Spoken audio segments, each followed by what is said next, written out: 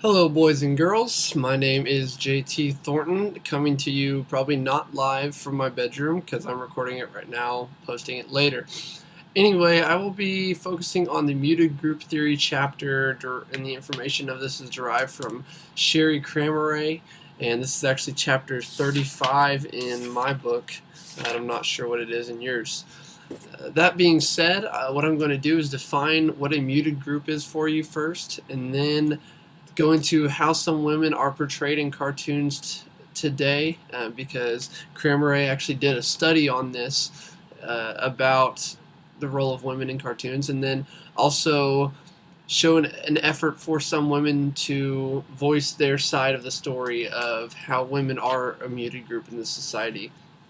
But to preface this, I'm going to say, first of all, obviously, I hope I don't look like a woman because I'm not a woman, and so this perspective of women, I'm going to try to best describe and communicate to you the best way I can without putting a male perspective or sarcasm or anything into it.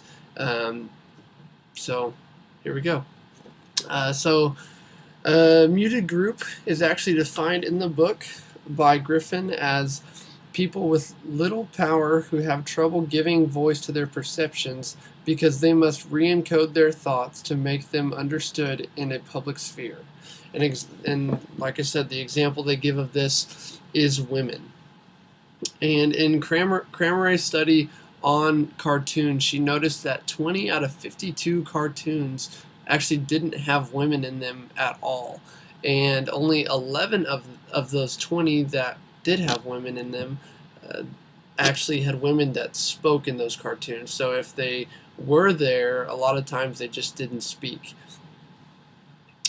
An example of how this cartoons, these cartoons really portray women and how they start early would be Snow White and the Seven Dwarfs. Snow White is a childhood favorite of mine. I'm sure it probably is for a lot of y'all too. With that being said, she makes the point that in cartoons like this, she doesn't use Snow White in the book here, but it relates perfectly to it.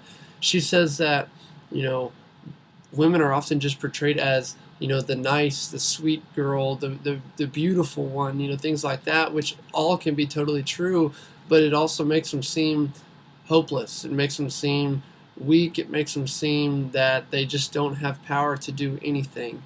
And so here's just a visual. If you can't really picture Snow White right now, here is a visual for you that I found.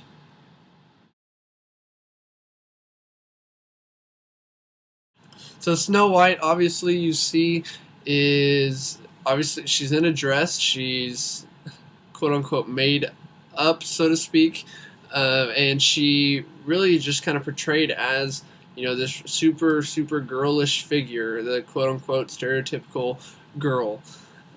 That being said, a cartoon that I'm sure is all near and dear to your hearts because I've definitely memorized the theme song from when I was a kid is one called Kim Possible. So Kim Possible is really this high school girl that's really action packed. She, however, also does really girly things, quote unquote, such as cheerleading. She's really popular in her high school, things like that. But also, she defeats all these villains too. She has all these times where these villains are doing bad things, and she ends up going to stop them. And not only that, but she has a guy who's a friend of hers that's a sidekick, and this sidekick ends up actually asking her to bail him out of situations rather than her asking him to bail her out of situations. And so really that's kind of what our society shows as backwards, really, because usually what is portrayed in media, what is portrayed in movies and things like that are women being rescued or bailed out by men to probably create some romantic story about it. So that's how Crameray has seen that women are portrayed in cartoons, and really it refers to in the book as men being the gatekeepers of information. And so trying to connect really here how they're being portrayed, and then who is in charge of that portrayal, who's in charge of putting the information the way it is. And the definition of gatekeepers in this book is the editors or arbiters of culture who determine which book, essays, poetry, plays, films, etc. will be in the mass media. And so it's obviously saying, what will be portrayed, what will be shown, what will be proven in this media, and how will men be in charge of it, or how will women be in charge of it. And the thing is, it says that men are the gatekeepers of society. Men are the gatekeepers of radio, of television, any kind of broadcast, movie, whatever it is. It says that men have control over that.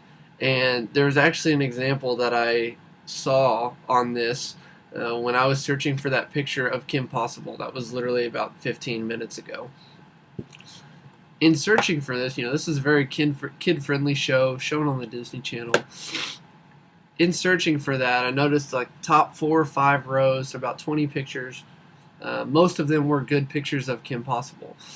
That being said, after that, there were very, very inappropriate pictures of Kim Possible that I know for a fact were not on the show as on the Disney Channel. It's just there'd be absolutely no way that those pictures would make it on there.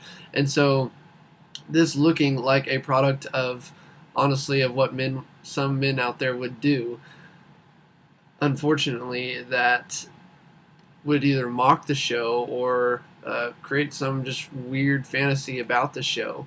But to have that posted on the internet is an example of how men are the gatekeepers of society and how they are currently as it portrays in this chapter. So now I'm going to go to just an effort of some women to communicate their side of what they are feeling personally. And there's 4 analogies in the book under the section titled The Unfulfilled Promise of the Internet. And those 4 analogies are the information superhighway, the new frontier, democracy, and global community. And the one I'm really going to focus on is information superhighway. And it says right here about the analogy, it says, those who can pay the price of entry often find the basic terminology, category, system, and content of the World Wide Web is not basically designed to welcome actual women or their interests. Some women suggest that they are roadkill as men race down that highway. So women feeling like they are, like it said in there, the roadkill, or the people, that people just whiz by on the highway that they just see there but don't really care about in that sense.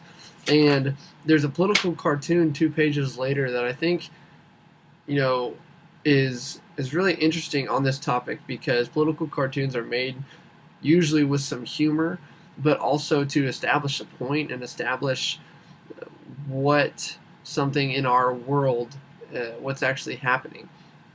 And this political cartoon is 13 men sitting around a table, and all these men are wearing black suit and tie. You may have this cartoon in your book as well.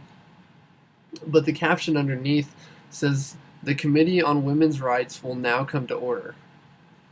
Well, this Committee on Women's Rights is made up of entirely men, and so women will not have a chance to speak for their rights, obviously, because all these men are sitting there. And yes, beyond just a funny political cartoon, what is it actually saying? It's saying that they don't think that women have a say in things. They don't think that women can voice their opinion. And what they're also saying is that men overlook that, and they don't actually realize that there's not a woman in this room on their Women's Rights Committee. And so that's just kind of how women are feeling. Some women are feeling about this issue, about being heard and being a muted group. It really shows how women can think about being a muted group, and how men honestly just don't think it's happening, or if they do, they just ignore it. So today, what I've told you, I've defined what a muted group is, and I've shown how women are portrayed in cartoons according to Kramer and her study on cartoons. And I've also shown you some efforts for women to show how they are being the quote-unquote roadkill of society. And really what it all ties back into is just what a muted group is, and how muted groups are formed, but also how difficult they are to overcome. So thank you for your time, and I hope you learned at least a little bit from this.